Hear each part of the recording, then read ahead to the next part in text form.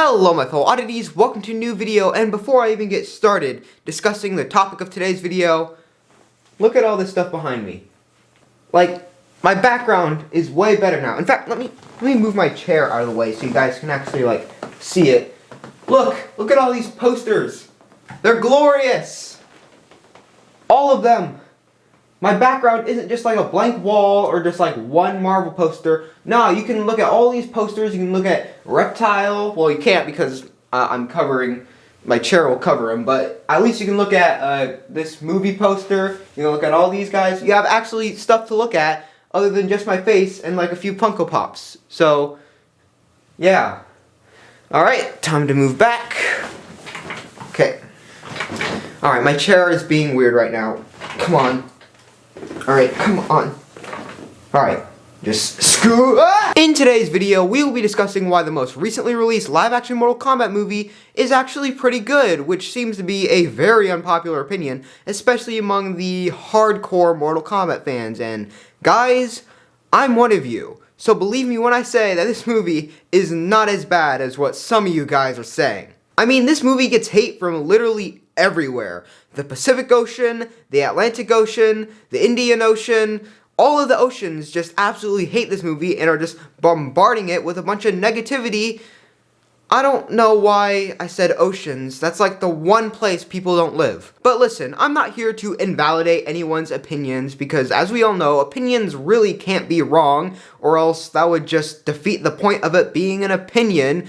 It would just be a fact if that was the case. And no, whether or not the Earth is flat or round is not a matter of opinion.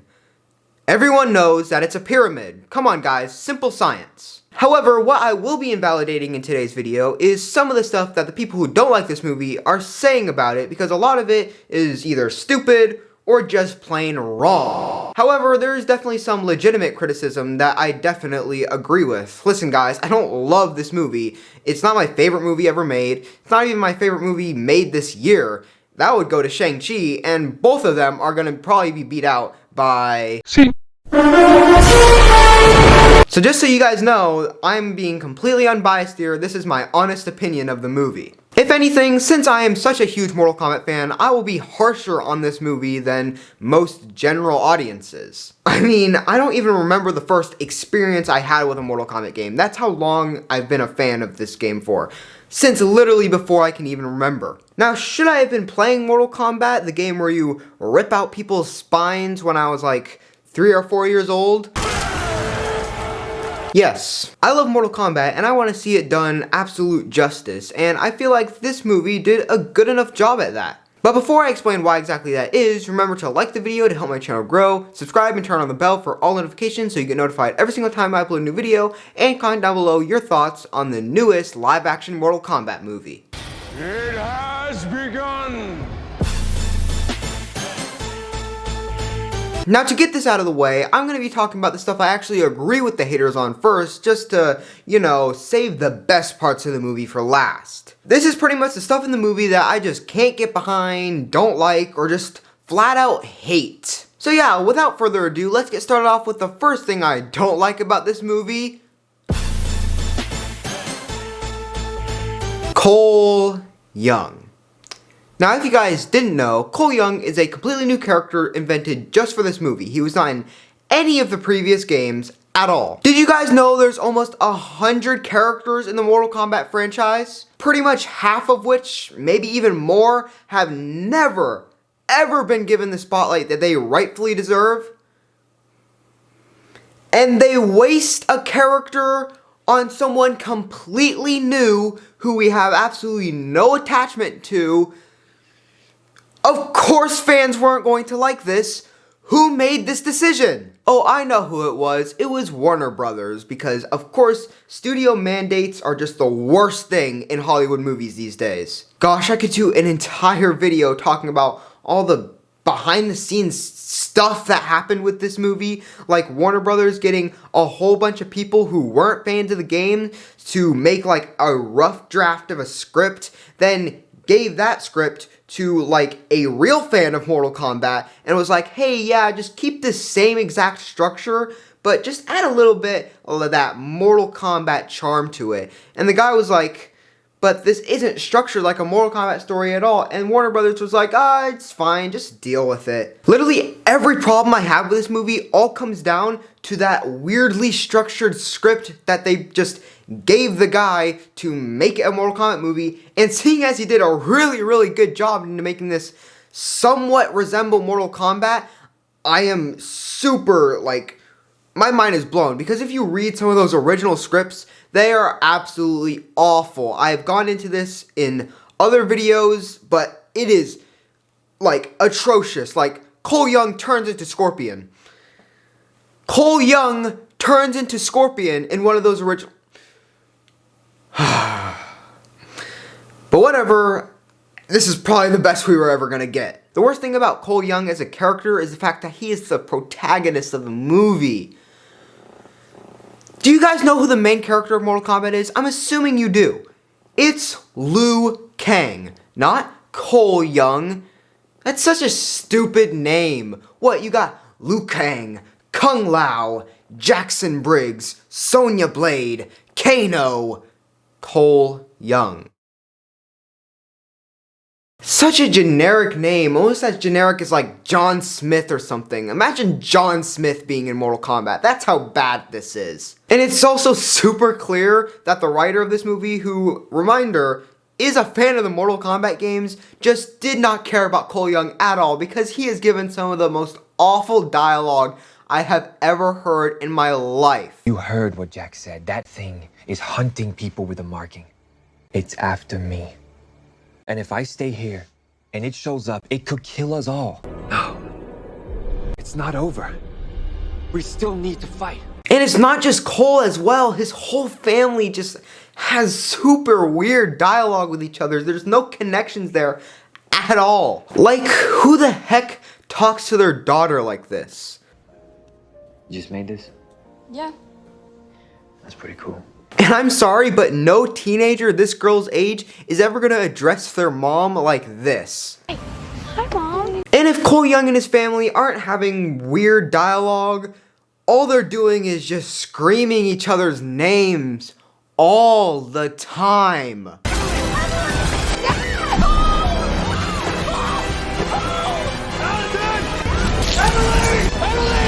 It really, really gets annoying after a while. And Cole Young's powers are just the worst. I mean, they're way too complicated to really fit into the Mortal Kombat universe. I mean, look at characters like Scorpion. He can control fire. Sub-Zero can control ice.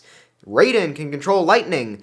Cole Young has the ability to summon this armor that can absorb kinetic energy, then turn it into weapons or use it to punch people really, really hard. I'm sorry, but that's just too specific to work within this kind of universe, especially when you really think about how would his power really translate well to a fighting game, because, you know, Mortal Kombat is a fighting game. Imagine Cole Young being an MK11. Oh god. But really think about it, how would this kind of power set even work for this game? What, he's gonna get punched, then he can hit people with that same amount of power that he was punched with?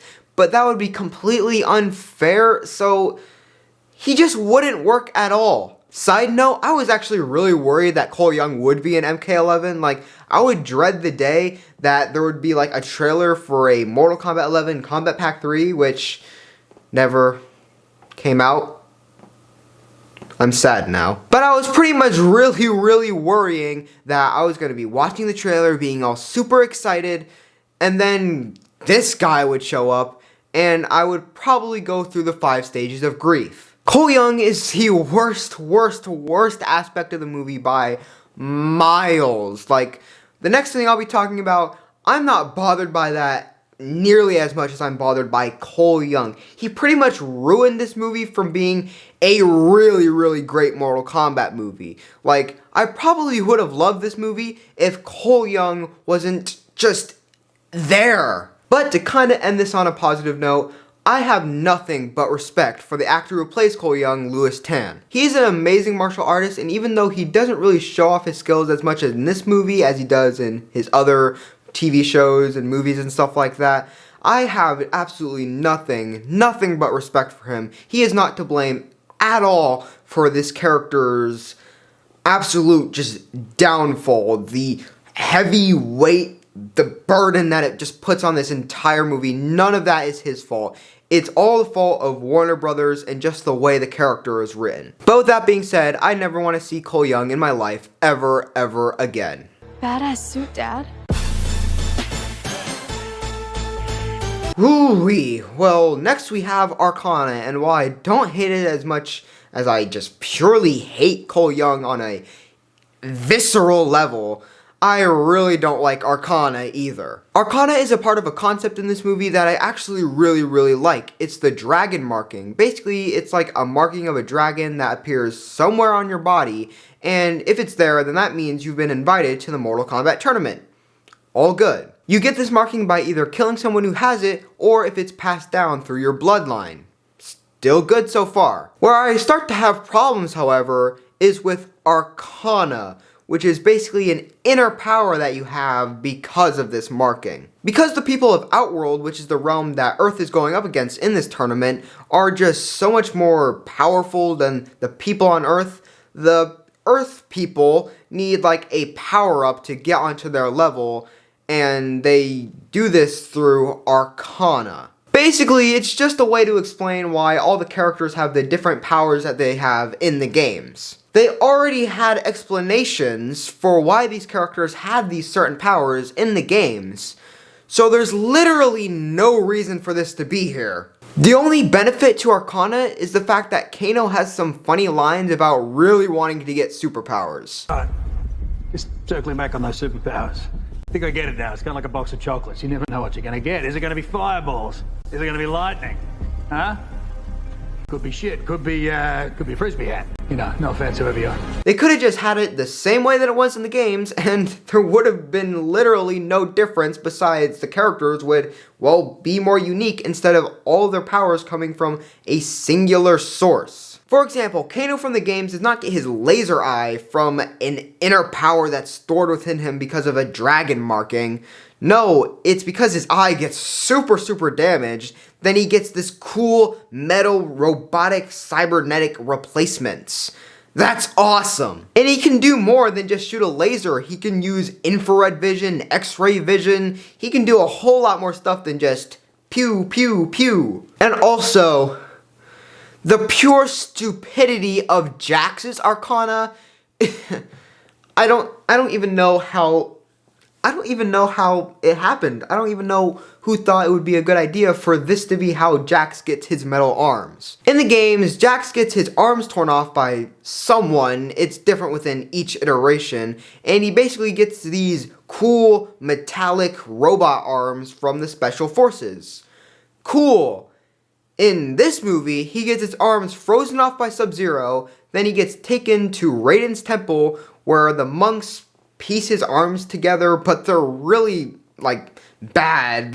They're like, you can't fight in these type of metal arms at all. So Jax obviously has the dragon marking, and his Arcana is, I guess, an upgrade to his metal arms, but this brings up so many questions. Where did these new robotic parts come from? How does his magical Arcana manifest in robotics and cybernetics?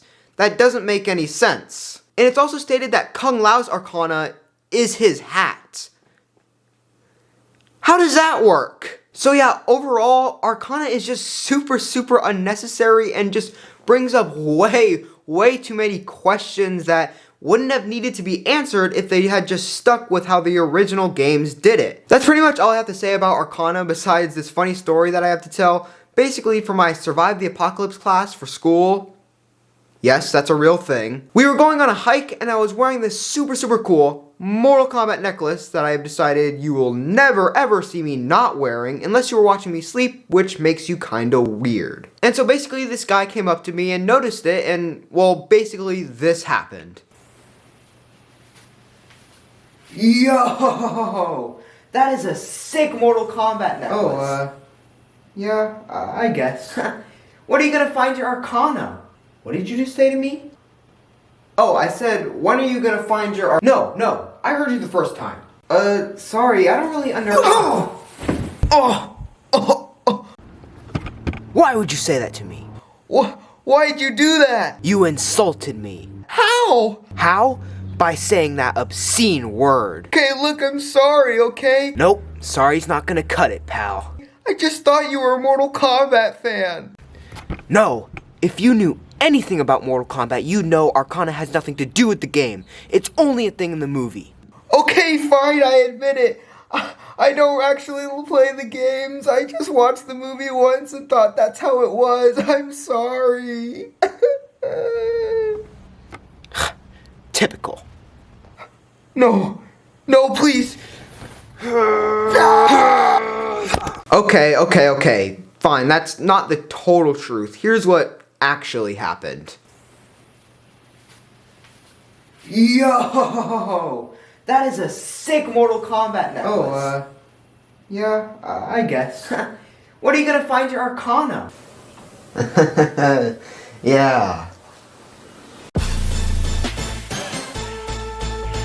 The final big problem I have with this movie, and it's honestly not even that big of a problem, are the villains. This isn't as big as a problem because I actually like the villains more than most people do. I mean, I'll get into this a bit more later when I get to the characters section, but I actually really like Cabal, Shang Tsung, and obviously Sub-Zero. And honestly, I don't think Melina or Reptile is as bad as some people say. I actually think they're really cool in this movie. But there's absolutely no way I can defend Nitara, Reiko, and especially Goro. I want to linger on Goro here for a bit because the way he's treated in this movie is actually insulting as a Mortal Kombat fan.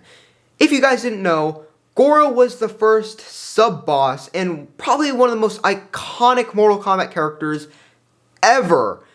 Who is he killed by in this movie? Cole? Yeah. Goro gets like 2 lines in the movie and he pretty much goes out like a chump to Cole Young of all people because Cole Young just gets his powers and decides, hey, I'm gonna win now, and it's just so frustrating. Goro is the champion of Mortal Kombat at this point in the story, so I have no idea what's going to be happening in the real tournament. Who's going to be the champion? Who's going to be the final boss that the characters face off? What? There's no champion left. What are they going to do? I guess it'd just be Shang Tsung, I guess. But there's no Goro. He was the previous champion. They're messing it all up. Like I said in one of my first videos ever, Reiko has just had a really bad year. First, he was in this movie and he was absolutely awful. The complete opposite of what his character is supposed to be. And then, in my opinion, he was actually worse in Battle of the Realms because he didn't get, like, anything to do in that movie besides, like, just die to Raiden, I guess. Well, I guess he didn't die. He got beat up, but, like, he still did more in this movie than he did in that one, so that's all I'm giving this one credit for. Because other than that, this version of Reiko is absolutely awful. Save your breath, thanks. And when it comes to Nitara, she just doesn't get enough to do. She has absolutely no lines in the movie, doesn't say anything at all, and then just dies. At least she gets the coolest fatality in the movie, though.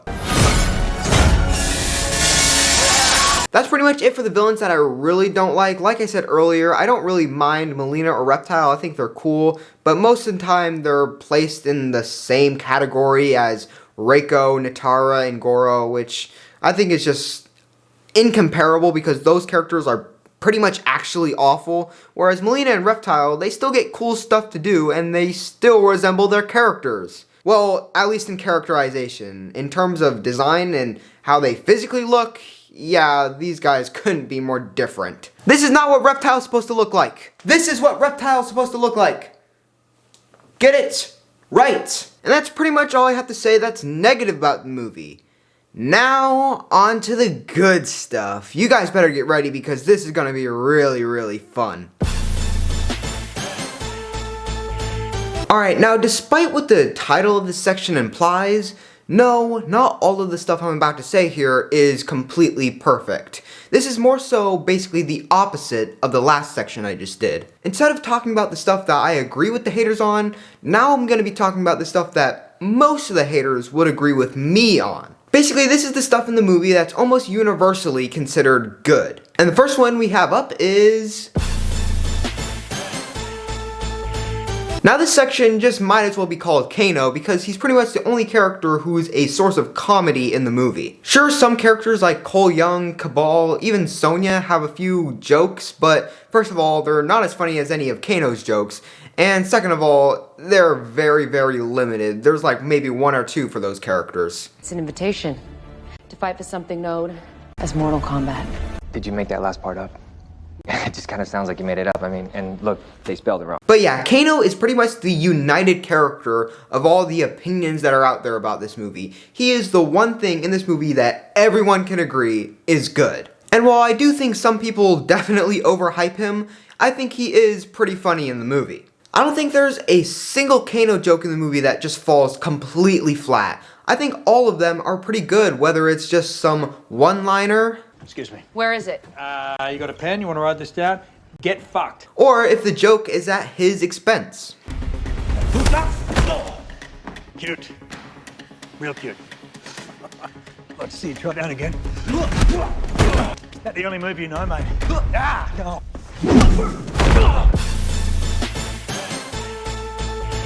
There are some scenes in this movie that pretty much everyone can agree are great, including the opening scene, which is just perfection. If you don't like that scene, then I just want to talk.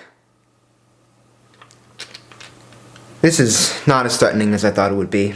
This scene is pretty much everything I love about Mortal Kombat just manifested into one beautiful opening scene. I mean, it has emotion, it has drama, it has excellent characters, and it has people getting sliced up to bits. Another scene pretty much everyone loves in this movie is the dinner scene, and if you don't know what happens in that scene, then, well, I think this explains it. Now sit down, shut up, and pass me a fucking egg roll! Another one of these types of scenes is the Kano meets Cabal scene, which is just absolutely amazing. It would be perfect if it wasn't for Cabal's stupid voice. You could turn this old temple into your own casino if you wanted to. The last one of these scenes is the final fights. Up until Cole Young shows up. But all the fighting and stuff before that is really, really good, and it's probably my favorite fight in the movie.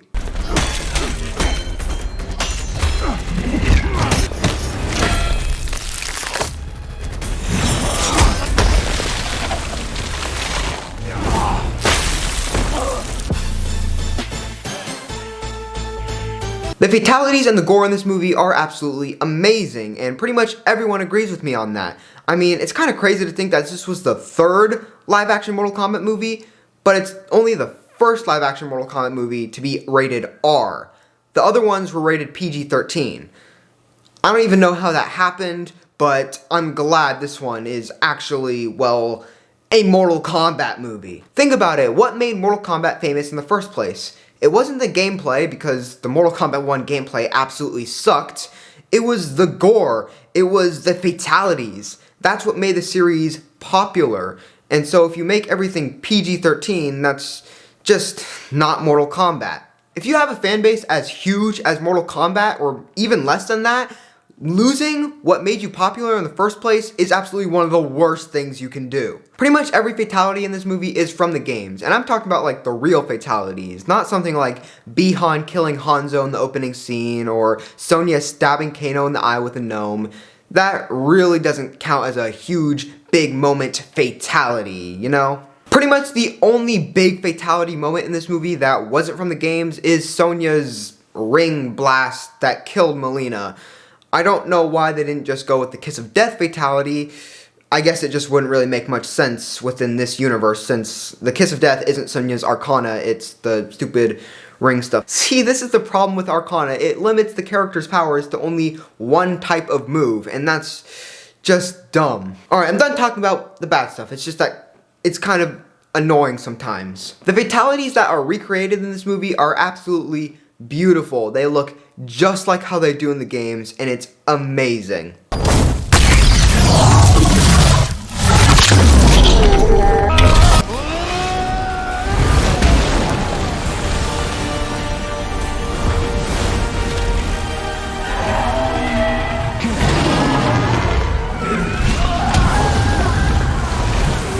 My personal favorites from this movie are Scorpion's fatality, Jax's fatality, Liu Kang's fatality, and of course, Kung Lao's fatality, where he splits Natara in half with a hat. Kano's heart rip fatality on Reptile is also pretty cool, and even though it's not a real fatality from the games, I guess Sonya's ring blast fatality is cool as well. The only one I kinda have a problem with is Shang Tsung's soul steal, because I just think it looks kinda weird when the body has had its soul taken out, and I just think the effects on that don't look very good. Oh wait, Cole Young has a fatality in this movie. This fatality is not very good at all, because if you look at the other fatalities, there's like some signature moment, one big move. But with Cole's fatality, he cuts off Goro's hand, slices his guts open, and then stabs him in the eye.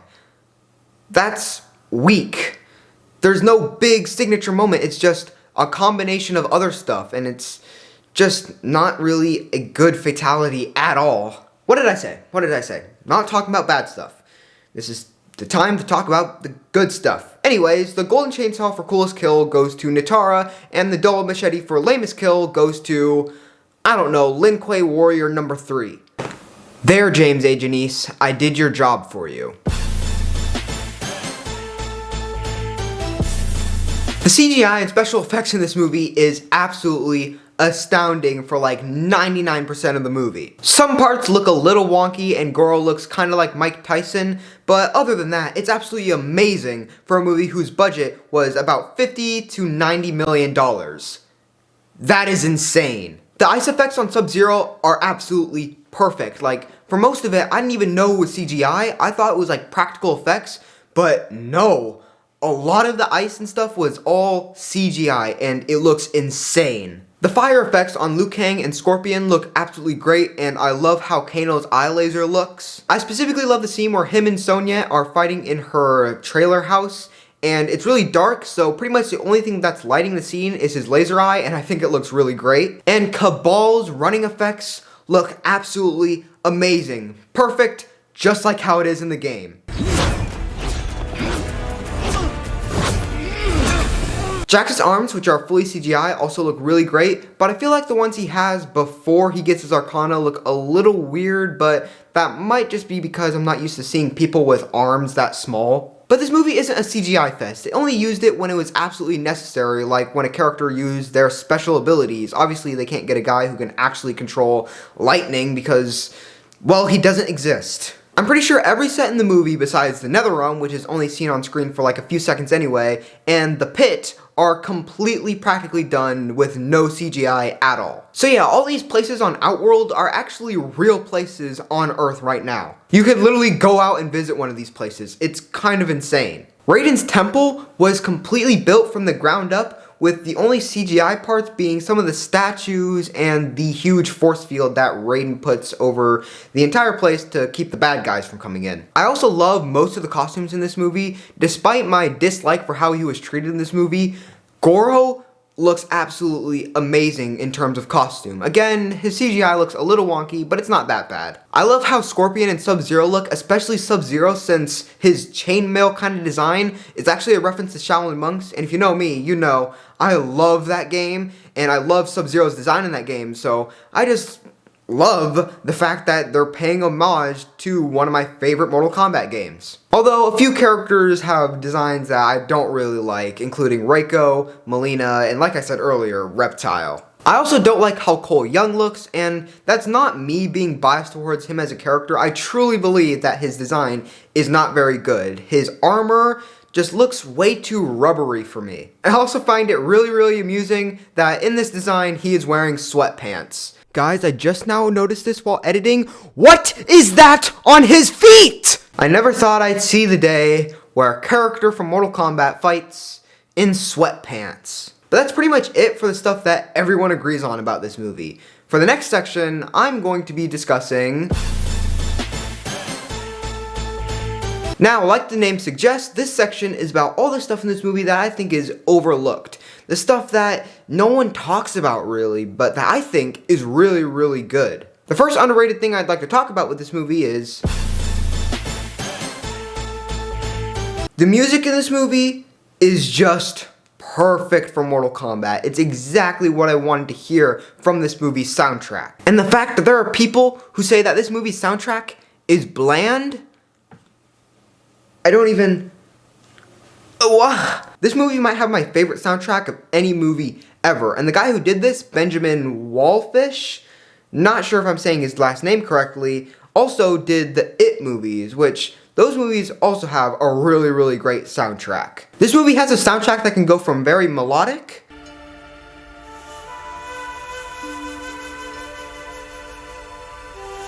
to very, very intense.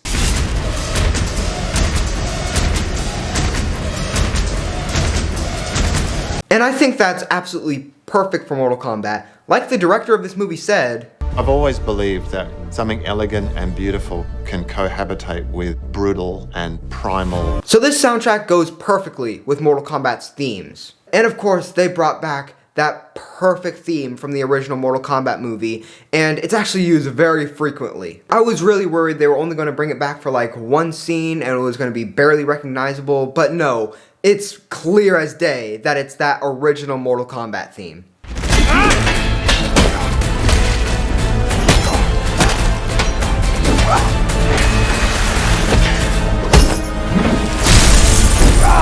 I can listen to this movie's tracks all day, every day. I mean, I have my personal favorites like We Fight as One and The Tournament, but seriously, it doesn't even matter which one it is, I will listen to it. Seriously, if you look at my Discord status right now, join the Discord by the way, I am most likely listening to this movie's soundtrack on Spotify. Well, either the movie's soundtrack or Max Wong's Flawless Victory song. Max plays Kung Lao in this movie, and I really, really love this song.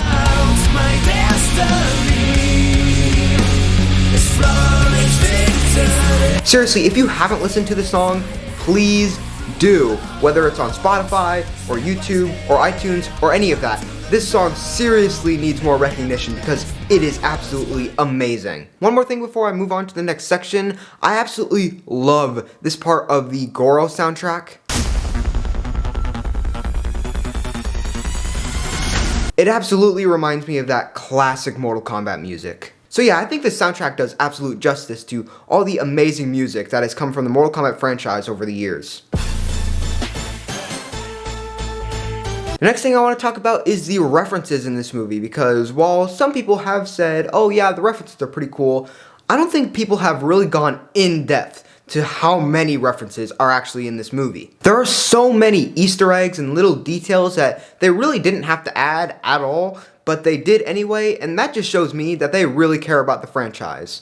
Well, the director and the writer and the actors, the producers and the studio behind this movie don't care at all. There's the references that everyone has seen, like your Kotal Khan, your Nightwolf, Johnny Cage, Shao Kahn, but there are so many other ones that people just haven't noticed. And it's not always huge things like, oh, references to a whole nother character. No, sometimes it's just little tiny details that let you know, oh, they really know their stuff about the original games and now they're applying that knowledge to the movie. For example, one of Cabal's hook swords actually has a black ponytail at the end of it, which is a reference to the fact that in the games, Cabal normally has black ponytails. There's also a lot of stuff in Cole's locker room, like posters that'll say, special fatality event, brutality, and one of them, this is like really, really obscure, has a versus like symbol on it.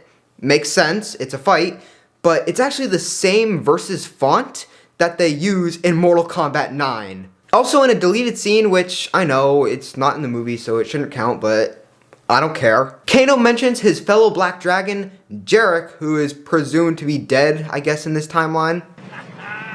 I'd forgotten about Jarek, that prick. Yeah, his head's probably on a stick somewhere by now. And I think this is really funny because Jarek is a character from the games. He was introduced in Mortal Kombat 4, and anytime I think of Jarek, I just think of this. It's over, Jarek. Shinnok is dead. The good guys won. You're coming back with me. Never, Sonya. I agreed to help defeat Shinnok, not turn myself into the Special Forces. The Black Dragon, live on! The Black Dragon died with Kano. You're the last one, Jarek. Never! Come in, Major Briggs. This is Lieutenant Sonya Blade. What? Sonya, this is Major Briggs. Come in. Sonya, this is Jax. Are you there? somewhere, Jarek? Jax! I thought you were going to. Thought I was what? Dead? Like my partner you just tossed off the cliff? I'm sorry, Jax. Please, don't drop me. Wait, I promise. Too late, Jarek. You can't drop me. You have to uphold the law. You have to arrest me. Wait, this is brutality. You can't do it. Wrong, Jarek. This is not a brutality. This is a fatality. MK4 endings are the gold mine of comedy. I'm serious. They are hilarious. You have defeated my physical form, but my soul is eternal. You will pay for the massacre of my clan and family. And yeah, I just really love all the references in this movie, and I know some people have said, no, just because Shinnok's amulet, his Shao Kahn painting, Katana's fan, and an Osh-Tech show up in the background doesn't mean or say anything about caring for the source material. But looking at how many deep cut references are in this movie, I just don't think it's true that the people involved with this movie don't care about the characters, because, well, if you took the time to gain the knowledge about all of this stuff, all of the versus fonts, all of the various design choices over the course of all the Mortal Kombat games, it would be kind of dumb if you didn't care about it, because then, well, you're just wasting your time. And I know that the writer of this movie, Greg Russo, loves Mortal Kombat. He's talked about it in interviews. He's talked about it on Twitter. And it's so obvious. Like, you cannot just say, no, he doesn't care about it, because that's simply untrue. Anyways, next section. Now, Mortal Kombat has always been kind of campy. It's always been kind of goofy. And that's something that I think this movie gets absolutely on point. I was so worried when going into this movie that it was going to be super serious and take itself super seriously like DC movies have been recently. But no, this movie fully embraces all of the silliness of Mortal Kombat, especially with all the kind of corny repeated lines from other games and even movies. Here is every verbal reference in this movie to previous Mortal Kombat media. I love punctuality in a woman. Till next time, people punctual. Kano wins. Kano wins. Pretty boy ain't gonna save you this time. You got friends? Fuck you, pretty boy. Pathetic fools, I've come for your souls. I have come for your souls. All you can do now is test your might. Fight! Flawless victory. Flawless victory. Your soul is mine. Your soul is mine. Fatality. Fatality. Get over here. And some people have said, oh, these are cringe. And I'm just like, guys, stop. Okay? Stop. Literally, who cares? I love Mortal Kombat, and I don't care if it's the cringiest thing I've ever heard in my life. I will get hype if I hear stuff like this. And this just brings me back around to the point that I love that they are referencing media that may be obscure, that maybe people don't really like all that much. And they still include it in the movie, even if it's out of place, forced, cringy sometimes. They just care too much about Mortal Kombat to not include these. But yeah, I just love the campiness of this movie, and it's just a fun ride the whole way through.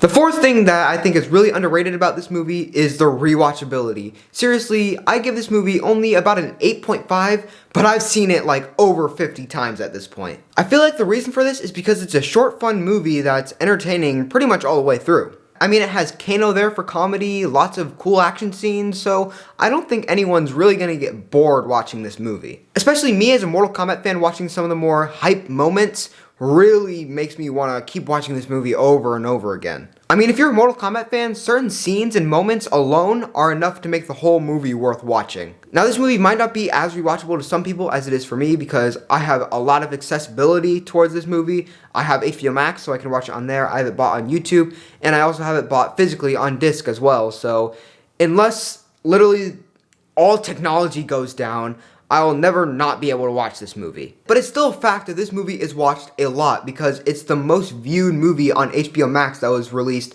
in theaters and on HBO Max the exact same day. And seeing as it had a pretty decent box office for a pandemic release, I think it is pretty clear that a lot of people watched this movie. And the final underrated thing I want to talk about are the changes to the lore, because I think a lot of them, not all of them, Cole Young, Arcana, are really great. For example, Kung Lao and Liu Kang being related makes more sense than them just being randomly really close friends. And like I said earlier, while I don't like Arcana, I really like the idea of the dragon marking. I think it's pretty cool. It makes more sense than people just getting invited out of nowhere, kinda. And I also like the originality that this movie takes with its story.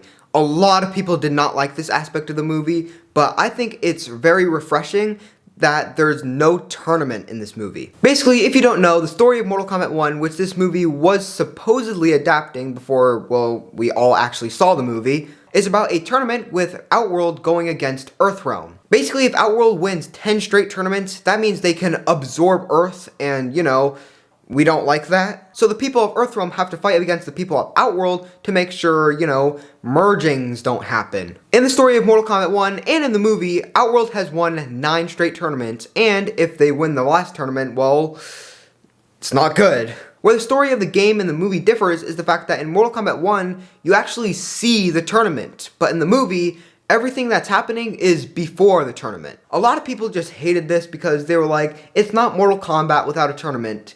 That's just straight wrong. How many of the Mortal Kombat games have had a tournament?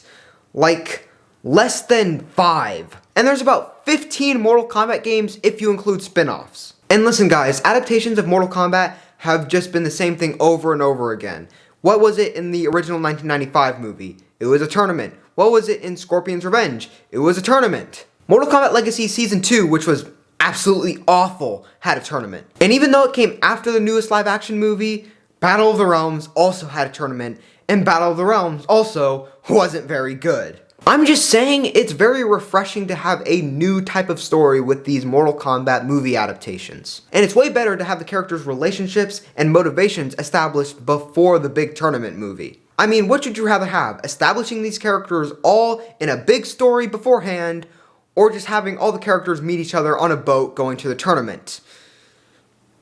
I think it's better in the new movie, honestly. Another thing I've seen criticized a lot is the fact that Scorpion and Sub-Zero's feud has now gone all the way back to ancient times in feudal Japan, but I've never really understood why people don't like this. People have said it's disrespecting the lore since Scorpion and Sub-Zero's feud in the games only goes back to fairly recently. They say the filmmakers made this change to have this go all the way back to ancient times because they think it's just not realistic to have, like, ninjas and stuff in the modern times. But this just doesn't make a lot of sense to me, because what would be more unrealistic? Having ninjas now? Or having ancient beings going on a feud spanning hundreds of years? No, they did not do this to make it more realistic. They just made it more unrealistic. Come on, guys. Don't be stupid. For me, I don't really have an opinion on the change. They can do any time they want as long as it's not like caveman era. But yeah, I think people mostly overreact when it comes to the lore changes in this movie. Calm down, they're not that bad. Now, a lot of people, myself included, think that the characters are the most important aspect in Mortal Kombat, which is why there's an entire section dedicated to them in this video. It is incredibly important to me that an adaptation of Mortal Kombat gets the characters right, and for me, this movie did a good enough job at that. But let's discuss these characters a little bit more in depth, one by one. Starting off with the most popular character in all of Mortal Kombat, Scorpion.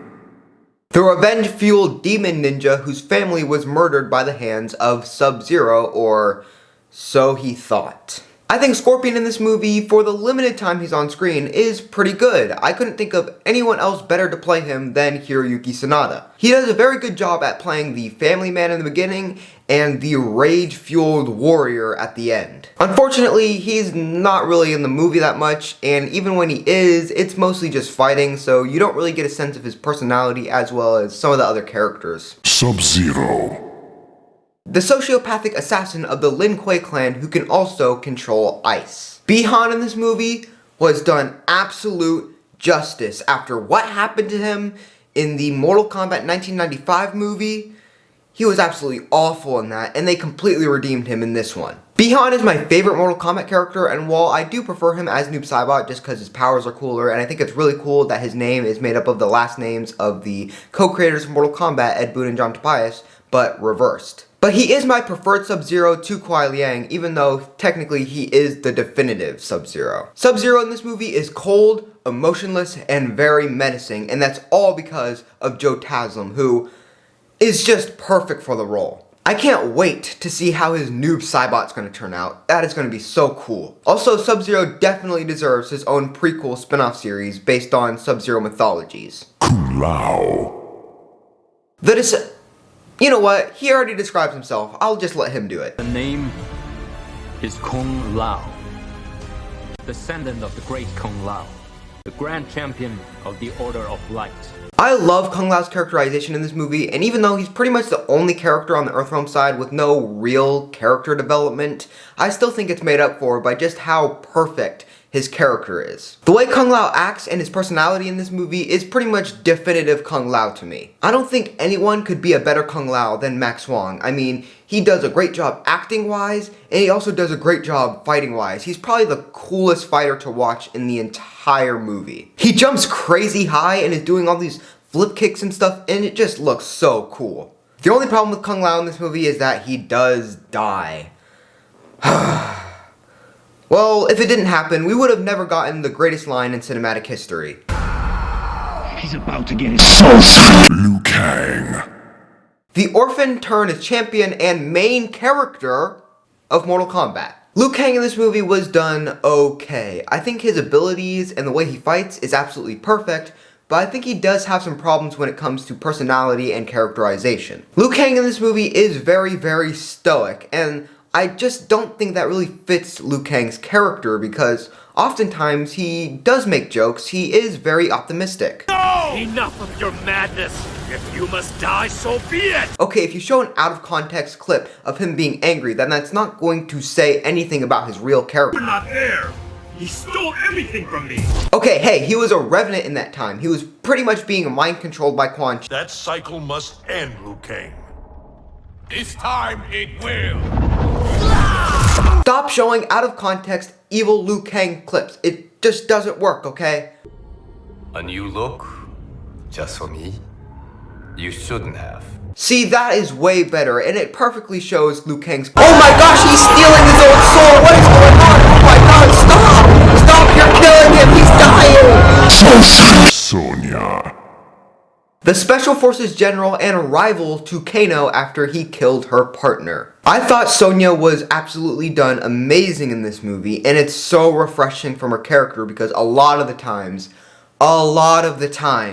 she is written to be very, very unlikable. It all started with the original 1995 movie where she just was kind of mean to everyone for really no reason. And it got worse as the series went on to the point where Mortal Kombat X and Mortal Kombat Scorpion's Revenge Sonya were completely unbearable. But in this movie, they actually really redeemed her. She's still tough and no nonsense, but she's not just mean to everyone for no reason. She actually has sympathy for other people. I guess she wasn't really that bad in Mortal Kombat 11, but in that she's voiced by Ronda Rousey.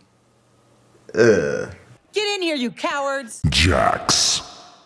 Sonya's commanding officer who also happens to have giant metal arms. Like Sonya, I think this is another case where Jax is probably the best version of the character we've ever gotten, because I just really like the fact that they actually made his arms a part of his character. In the games, it's really just an aesthetic thing. He gets his arms ripped off, then he gets the new ones, and that's it. But in the movie, they actually explore how Jax feels about having these new metal arms, and you actually do feel bad for him. It's pretty clear that before he gets his arms ripped off, Jax is very confident in himself, seeing as he goes to fight Sub-Zero alone. So when he does get his arms ripped off and has to have the new ones, you really feel bad for him because he just doesn't feel like these new arms are really him. And I'm so glad they did that because Jax hasn't really had anything interesting to his character, at least until later games like Mortal Kombat 11. But in Mortal Kombat 11, he had already had his arms for like 25 years. Kano.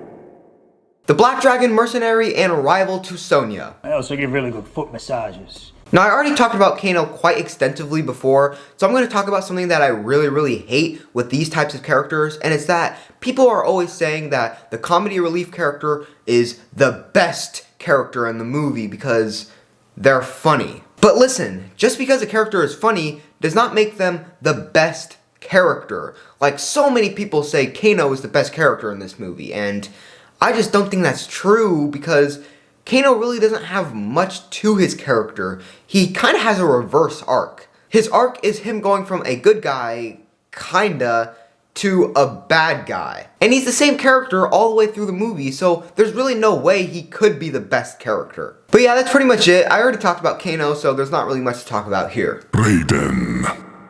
The Thunder God, Protector of Earthrealm, and Professional Consulter of the Elder Gods. I must consult with the Elder Gods. This is the first controversial opinion I have about one of these characters. I really like Raiden in this movie, and I know that everyone pretty much hates him. I've seen a lot of people criticizing him for being unnecessarily mean, but I think they don't understand that that's kind of the point. For example, when Raiden kicks Cole out of his temple, it's not actually because he thinks Cole will never amount to anything.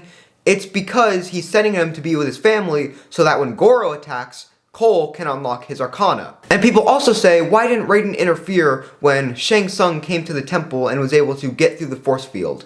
Well, I'm pretty sure it's so he could watch over the fighters and see how they fare up against the people of Outworld. And also, a lot of people misunderstood the line where he said, "Elder gods are forbidden from engaging in one realm's war against another." And then people say, what about teleporting the fighters around? Doesn't that count as engaging in the Earthrealm versus Outworld scuffle?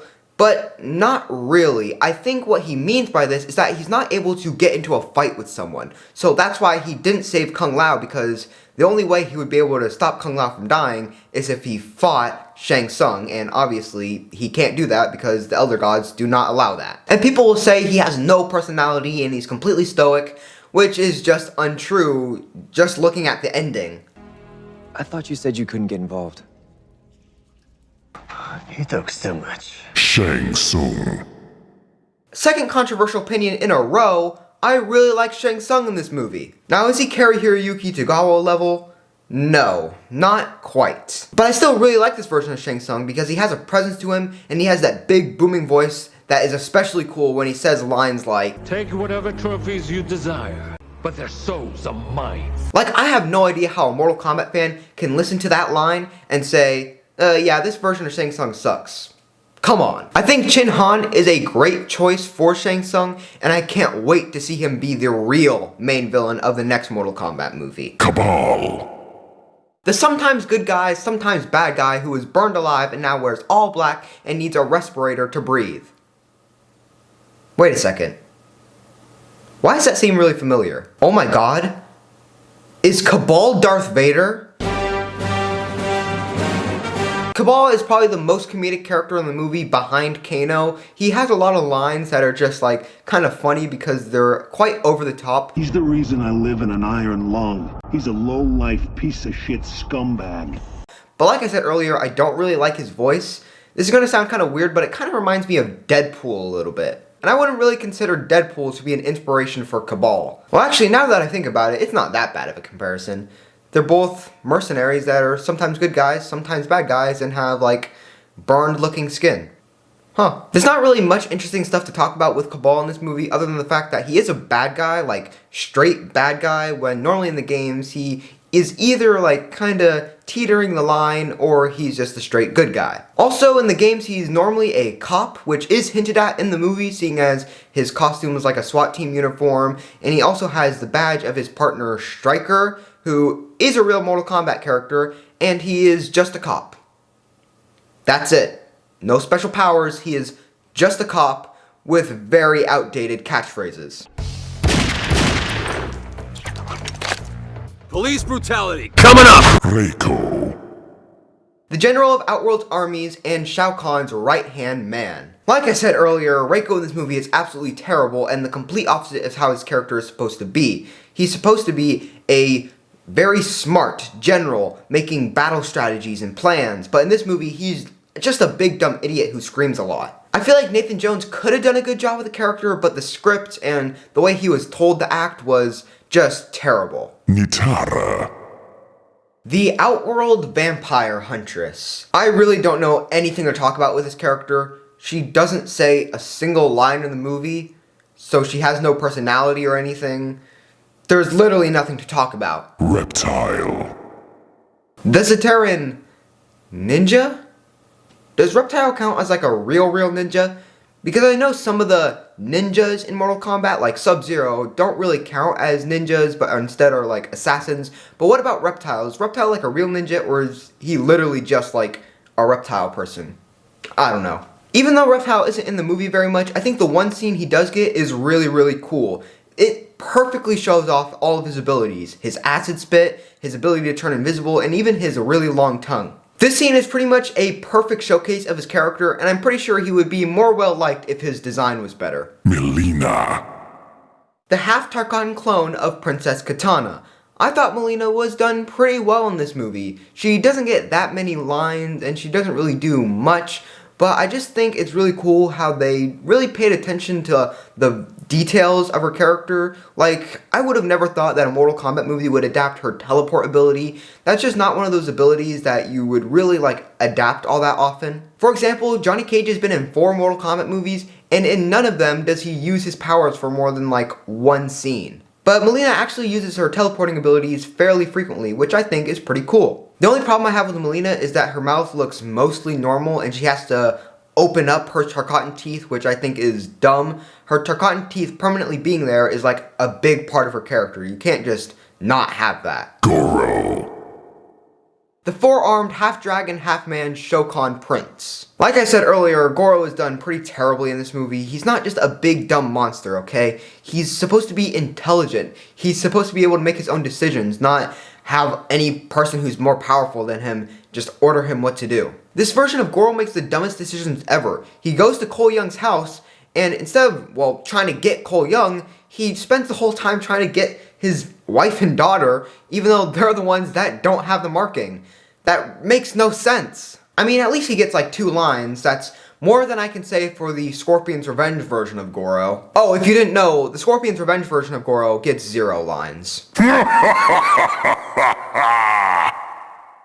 The completely fake and made up character that no one cares about. Yep, he's still my most hated character of all time in all of fiction besides maybe Rey. And that's it for all the characters in this movie. Overall, there's only like 3 that I straight up don't like. Everyone else is just okay or actually great, and even some of them are the best version of the character we've ever gotten. I can't wait to see how these characters grow and develop in the future, but I'll talk about that a little more later. For now, on to the next section. In this section, I'm going to be criticizing the criticizer.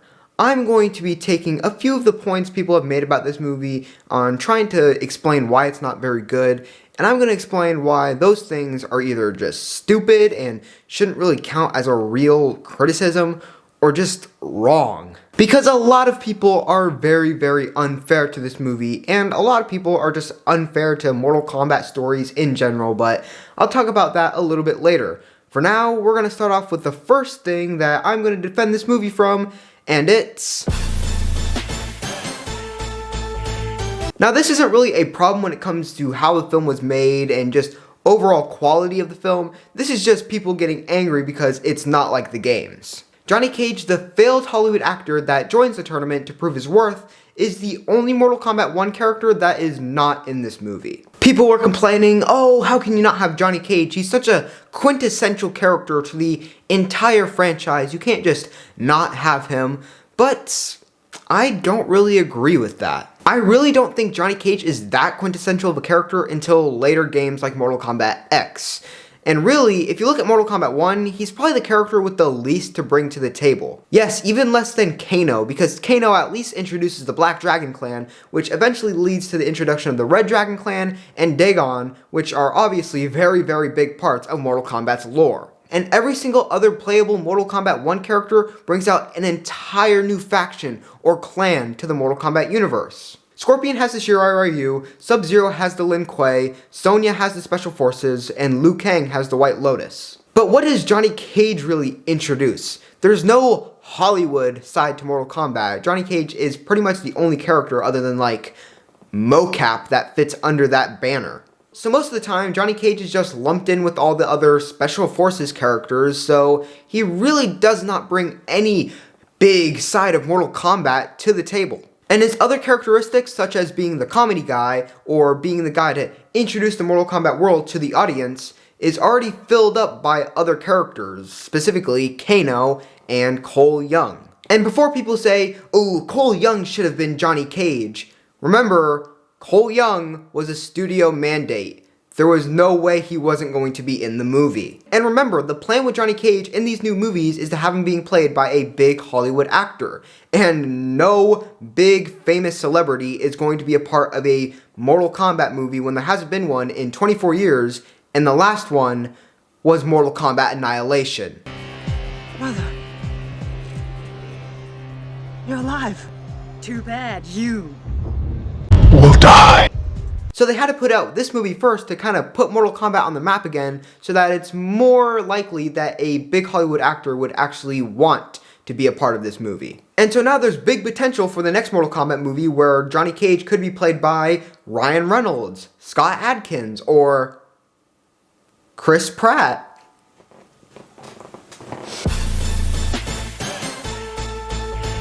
The second thing I'm going to be talking about is the world building, because a lot of people were very disappointed by this and just saying that there wasn't enough. And guys, I get wanting to see your favorite concepts and stories introduced on the big screen, but you gotta be realistic here. I saw a lot of people complaining about Outworld and how we just didn't learn enough about it and we just didn't see too much of it. But guys, remember, in Mortal Kombat 1, Outworld wasn't even really a thing. And this movie's story literally takes place before Mortal Kombat 1. So I think the important thing to learn about Outworld just for this first movie is that it's some alien realm that we are fighting against. That's all that's really needed. And there was also a lot of people complaining that we didn't see enough of Sub-Zero and Scorpion's backstory. We didn't learn about the entire history of the Lin Kuei and the Shirai Ryu. I get that being a complaint of like a full Scorpion and Sub-Zero movie because that would just be ridiculous.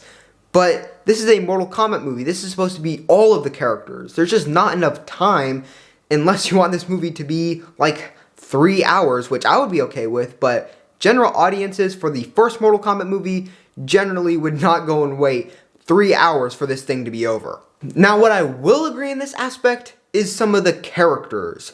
Reiko, Nitara, and Melina pretty much get nothing in terms of backstory when there is a huge amount of backstory for these characters in the games. Okay, maybe not that much for Reiko and Nitara, but definitely Melina. But for those other characters, we literally could have gotten like one line or two just explaining what their backstory is and who they are. Like we could have gotten just one line about Reiko being Shao Kahn's right-hand man, or the general of the armies of Outworld led by Shao Kahn, or just something along those lines to get a sense of what he does. The most we get is just him being called General Reiko, but we don't know what he's the general of because he doesn't lead the Outworld fighters, and there's no other armies of Outworld ever seen in the movie. But other than that, you can't really expect this movie to tell the full story of every single minor little thing that's introduced in this movie. That is ridiculous. No, they're not going to tell you the entire history of Shinnok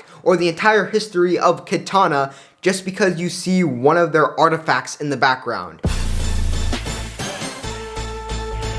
Now the third thing, and probably the one that I kinda agree with the most, is the fight scenes. Now I actually like most of the fights in this movie, and I don't think there's any that are straight bad. But I will agree that I was a bit disappointed with how the fight scenes were choreographed, because a lot of the time they were kind of just generic, normal fighting moves when I would have liked to see some more martial artsy kind of moves. But let's get this out of the way.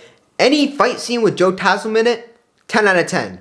The first opening scene fight scene, 10 out of 10. The fight scene with Jax, 10 out of 10. The fight scene with Liu Kang and Kung Lao, and then especially the fight scene at the end, all of those are 10 out of 10 just because of Joe Taslim, because he is a beast when it comes to martial arts. And like I touched upon earlier, I really like all of the fights that include Kung Lao or Liu Kang. There's not that many of them, but the ones that are there, I do really like. But everyone else is just kind of generic fighting moves, and that was slightly disappointing to me. I mean, I don't expect a character like Kano to do a 360 triple backflip into a roundhouse kick or anything, but still, I feel like it could have been choreographed better. But I will say that the fight between Kano and Sonya near the end is really great. There is a lot of tension in that scene, and it's probably the most tense action scene of the entire movie. One character will have a win, then the other will have a lose, and then the other will have a win, and it'll just keep going in that cycle over and over again until Kano finally has Sonya on the ground, and you think it might be over,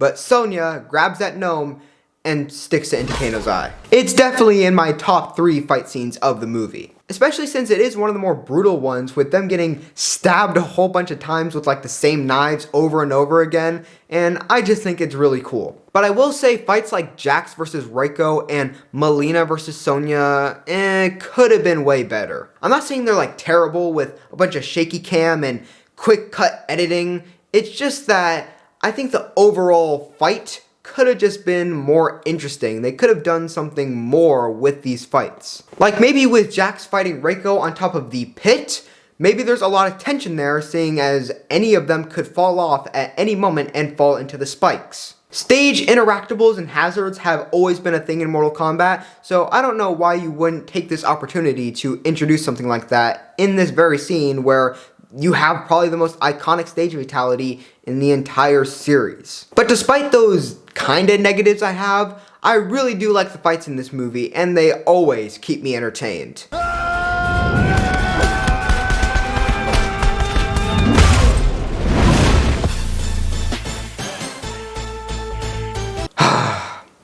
I just hate talking to people about plot holes nowadays. This is something that has plagued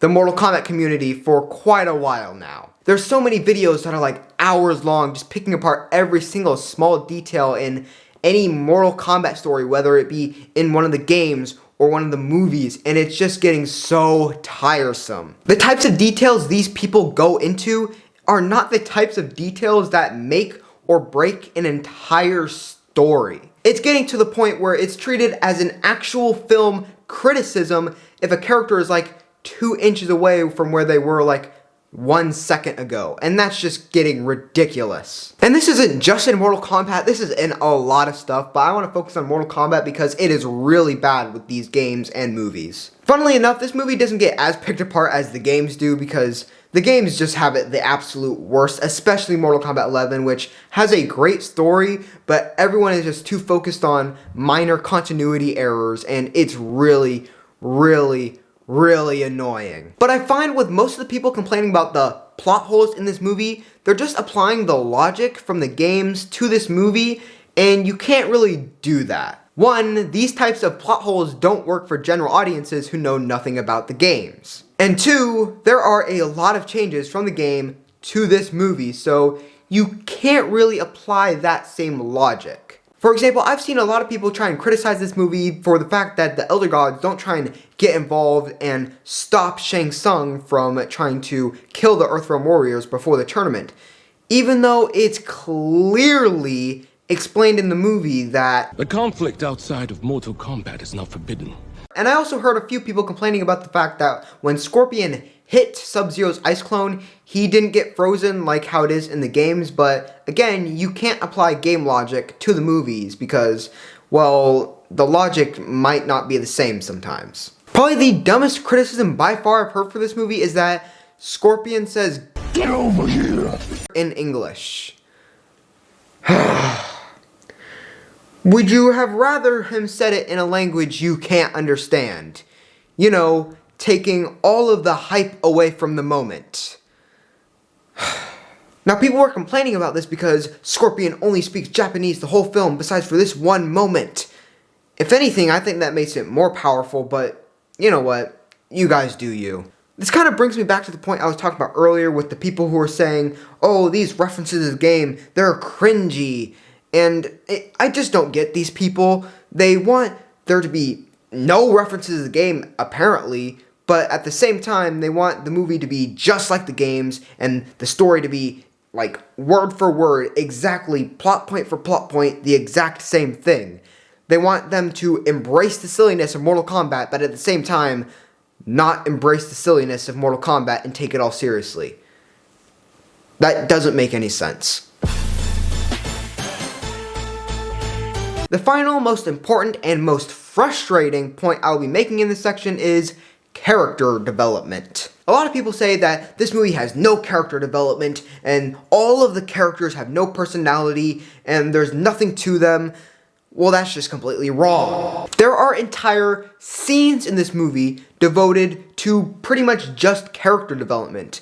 In fact, I'm pretty sure the entire middle of the movie is just character development. I mean, from the point where Cole, Sonya, and Kano arrive at the temple to the point where Shang Tsung invades the entire temple and starts sending his warriors after them, there's like a whole bunch of time where there's just no fighting at all. Maybe there's like 2 fights, but they're short and don't really count. And all of that is just the characters talking to each other and character development. In fact, I have evidence that these people will just completely skip over these types of scenes just to make the movie look bad. In the video, Mortal Kombat 2021 Sucks by Sonic Fox XD, which is actually a better video than most videos criticizing this movie since he actually says good stuff about the movie instead of just being on a biased, blind-fueled rage. He talks throughout the video about there being no character development and not much of the characters and no reason to care for them.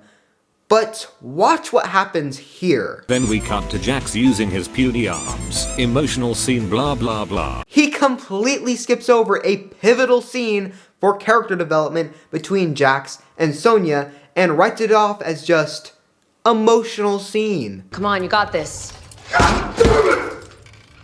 These don't work. These are not me. I'm useless.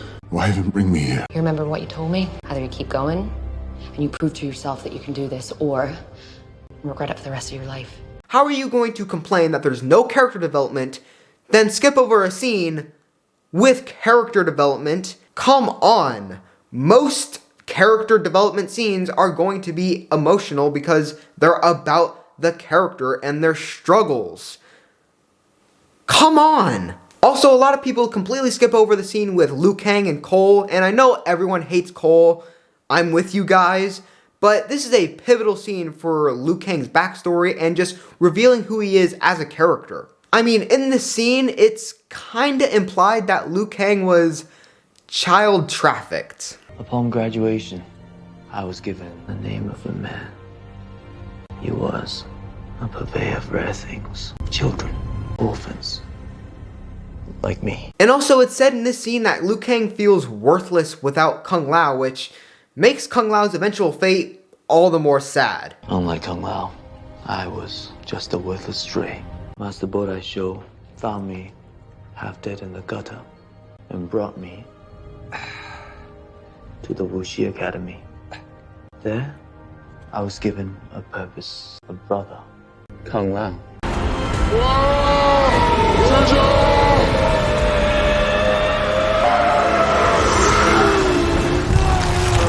And I'm also so glad they didn't do the whole chosen one thing with Liu Kang because it just makes him so much less interesting as a character. Battle of the Realms. Like I said earlier, the only character who just doesn't have any character development at all really is Kung Lao. We don't really know much about him other than he's the descendant of the great Kung Lao. General audiences isn't going to know who that is, and that he's the cousin of Liu Kang. And that doesn't really mean much at all. Now, I will agree that the character development for the villains could have been way, way better, but they're not the main characters. The main characters are the Earthrealm fighters, and they get plenty development. Now, is it like Martin Scorsese level development? Obviously not, but Mortal Kombat has never been about Martin Scorsese level drama and stories. Honestly, it's pretty simple in the long run. It's just that when you pile story on top of story, it does get quite clustered. Obviously. As with anything. But I feel like some of these people's definition of character development is their entire story from when they were a newborn all the way to when we're following them now, which just isn't the case at all. Character development is really just finding out more about the character, whether it be their backstory, their personality, how they interact with others, their relationships. That's it. It's not their entire life story. Because if that were the case, then no movie has ever been able to go through every single tiny little detail of a character's life from start to finish, their entire story, because that is just impossible. That's pretty much it for what I have to defend this movie from. Those are all the big negative talking points from this movie, besides for Cole Young and Arcana, but I already stated that I agree with those, so there's no point in talking about that. And that's also pretty much it for talking about the now of this movie. Next, I'm going to be talking about what the future has in store for this franchise. So what could be next for the Mortal Kombat franchise? Well, first, obviously there's going to be a sequel. This movie made a fair amount of money, but did incredibly well on HBO Max, so I think it's pretty safe to say we will be getting a sequel. We'll also most likely be getting HBO Max spin-offs with Liu Kang and Kung Lao, Sonya and Jax, and Sub-Zero. Those aren't the for sure ones, but they're the ones that are going to happen most likely. Watch this video if you want to see some of the other ones that could be appearing. Also, the Mortal Kombat universe has introduced a lot of guest characters, so there could be some crossovers within the movies. The biggest and most obvious one being the DC universe, which WB owns both Mortal Kombat and DC, so this wouldn't really be that hard. I would be fine with this as long as they don't use the DCEU versions, because honestly, I don't really like the DCEU at all. No, I am not interested in seeing Jared Leto fight Kung Lao. There has also been appearances from Terminator, RoboCop, Rambo, which would all make sense because those are R-rated characters, and I guess there could be some one-off Scorpion versus Terminator kind of movies, but most likely just like a spin-off on HBO Max, probably not even going to be a full movie, probably like a little short film. That'd be pretty cool. Of course, since these characters aren't owned by WB, they would have to get the rights to them, so these ones are a little less likely. There's also all the horror characters that have been in the Mortal Kombat universe. I would be up for any of these because I think these would be super, super cool. Two things though, make sure Freddy is the actual Freddy and not the stupid burnt toast remake version. That was what was in the Mortal Kombat 9 game as a guest character. It was the remake version, not the original, and it was just awful, honestly. I mean, it's not as bad as Dead by Daylight because at least Mortal Kombat came out around the same time as that movie. Dead by Daylight, it was just embarrassing. And the second thing, make sure Jason is like actually Jason this time. In Mortal Kombat X, it more just felt like it was some guy in a Jason costume. I mean, what does he even look like without his... Who the fuck? In conclusion, I think the one word to describe this movie is refreshing, because honestly, I got kind of sick of all the big universe-ending events for Mortal Kombat. I mean, what? We had Mortal Kombat X with Shinnok, then we have Mortal Kombat 11, which had, like, time travel and Chronica and timelines being reset. Then we had the Legends universe, especially Battle of the Realms. Even though that came after this movie, it just reinstated that this movie was really refreshing for the Mortal Kombat universe, since it's more of a simple story compared to all the other stuff we've had more recently. This movie truly feels like the beginning of something new for Mortal Kombat, because with the rebooted timeline and the Legend series, it really just felt like all the same kind of stuff with the same sort of vibe. But this movie is just so different that it feels like a really different type of Mortal Kombat story that I am all up for. And its differences is why this movie is so mixed for a lot of people. Some people just don't like the fact that they kind of take a lot of liberties with the story and they don't take it as far, but honestly, I kind of like that they're not doing all of this stuff in just one movie. Battle of the Realms. I'm sorry. I just have to keep mentioning that movie because that is like the opposite of this movie when it comes to how to make a good Mortal Kombat movie. Anyways, I really need to do more videos talking about this movie and even Mortal Kombat just in general because I love talking about MK. Like, you could ask me one question about anything in the Mortal Kombat universe, and legit, we will probably be standing there talking for hours until we're talking about some nonsense like religion and politics often make some people lose all perspective and give way to ranting and raving and carrying on like emotional children. Speaking of new videos, since this was such a big video with me having to do a lot of recording and editing and stuff, I haven't been able to upload as frequently as I normally do. So to make up for it, I'm announcing my next 3 videos. The first one will be the Eternals video that I mentioned in my Eternals review. I will be ranking each one of the Eternals from worst to best. The next video to come after that will be a ranking all of Reptile's skins video, since